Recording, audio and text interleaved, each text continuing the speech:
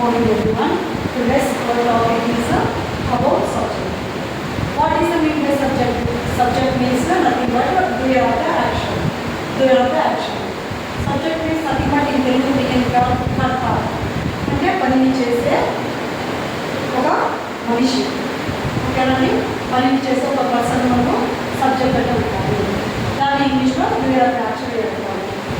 ఓకేనా, according to the place it will change its important. ఓకేనండి,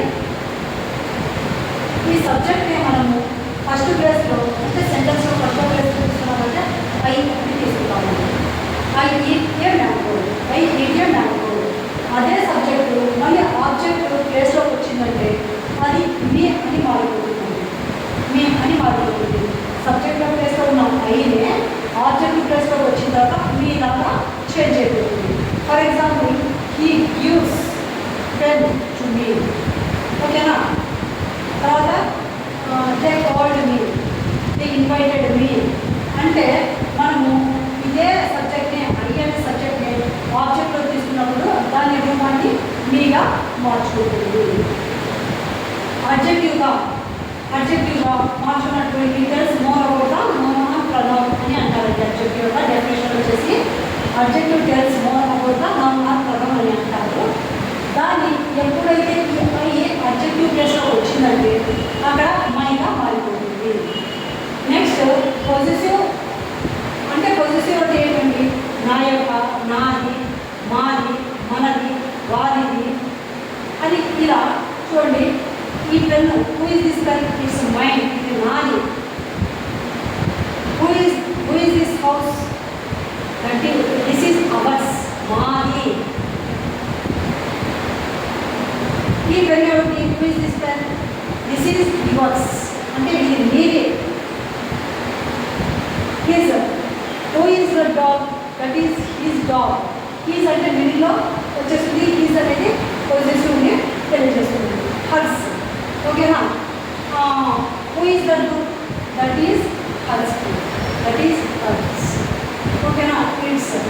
ఓకేనా, కిడ్స్ అంటే who is this milk? That is this milk.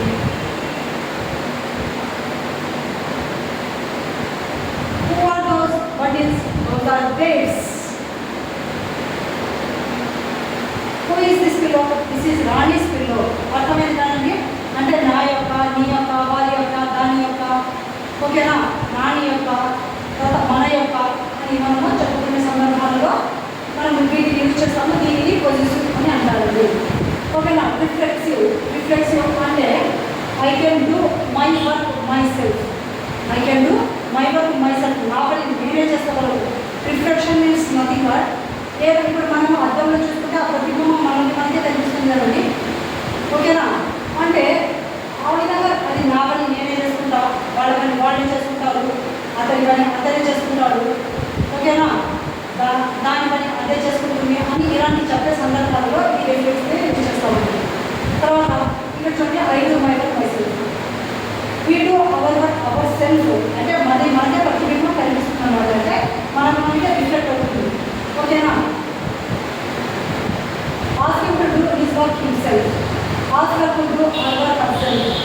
ఓకేనా, ask him to drink himself without other self. దాన్ని అదే కావాలండి. ఓకేనా, also builder house their self. వాళ్ళే కట్టుకోమనండి. రిఫ్లెక్షన్స్ అన్నమాట, అంటే వాళ్ళకి రిఫ్లెక్ట్ అవుతుంది. తర్వాత Rani prepares food her self or Rani self అని ఇలా ఒక సబ్జెక్ట్ని అంటే ఒక డూయర్ ఆఫ్ యాక్షన్ని మనం ఇన్ని చేంజ్లో ఒక సెంటెన్స్లో చూస్తాము. ఓకేనా, in our next class I will give the clarity with example street people. I will take I and I give example. I take this me and I give ఒక ఎగ్జాంపుల్. మై ఇక్కడ ఒక్కొక్కటి తీసుకొని మొత్తం ఇక్కడ ఎన్నైతే టోటల్గా మనము సబ్జెక్ట్స్ని అబౌట్ సబ్జెక్ట్ అంటే ఒక సబ్జెక్ట్ ఎన్ని రూపాలని తెలుస్తుంది, ఎన్ని విధాలుగా చేంజ్ అవుతుంది. ఒకే సెంటెన్స్లో ఒకటే 5 రూపాయలు మాట్లాడుతుంది. ఓకేనా, ఆ 5 రూపాయలు ఏ సందర్భాలలో according to the situation, in which situation the change means like the రూపాలని మనము చెప్పి క్లియర్గా ఎగ్జాంపుల్స్ నేను మిమ్మల్ని ఇంకా క్లియర్గా చెప్పడం జరుగుతుంది. ఓకేనా అండి, thank you.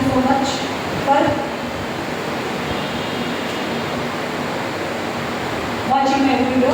Please subscribe my channel and like and share my videos. Please, thank you so much. Again, we can meet with our next interesting video. Thank you so much.